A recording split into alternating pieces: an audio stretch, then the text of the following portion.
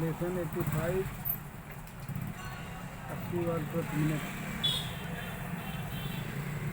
पंडित जवाहरलाल नेहरू ने अस्थायी सरकार के उपाध्यक्ष तथा प्रधानमंत्री की हैसियत से जो भाषण ब्रॉडकास्ट किया है उसमें देश विदेश की अनेक समस्याओं का उल्लेख किया गया है और उनके संबंध में क्या नीति होगी।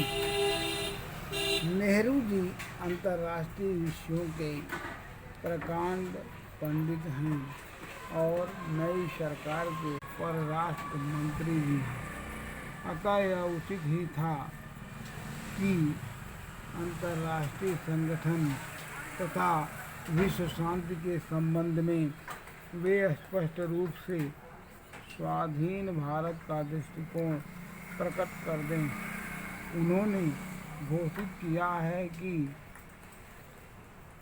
स्वतंत्र राष्ट्र की हैसियत से हम अंतर्राष्ट्रीय सम्मेलन में भाग लेंगे। हम अपनी स्वतंत्र नीति ग्रहण करेंगे, किसी दूसरे काम नहीं करेंगे। उन्होंने यह भी कहा है बंदी और दलबंदी से अपने को अलग रखेंगे। उस दलबंदी से जिसके कारण अतीत में विश्व युद्ध हुए वे भी बड़े पैमाने पर पुनः हमें विनाश की ओर ले जा सकती है।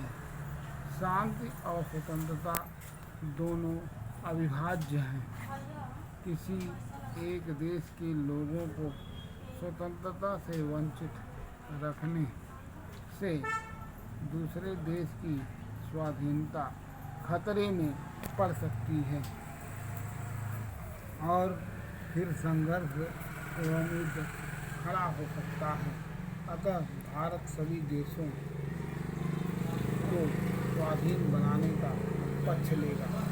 नेहरू जी ने स्पष्ट शब्दों में कि हम परतंत्र देशों तथा उपनिवेशों की स्वाधीनता में विशेष रूप से दिलचस्पी लेंगे। सभी जातियों को जीवन में उन्नति करने के लिए समान सुविधाएं प्राप्त होनी चाहिए। जातीय श्रेष्ठता के सिद्धांत को भारत कभी स्वीकार नहीं कर सकता, चाहे जिस रूप में वह लागू किया जाता हो।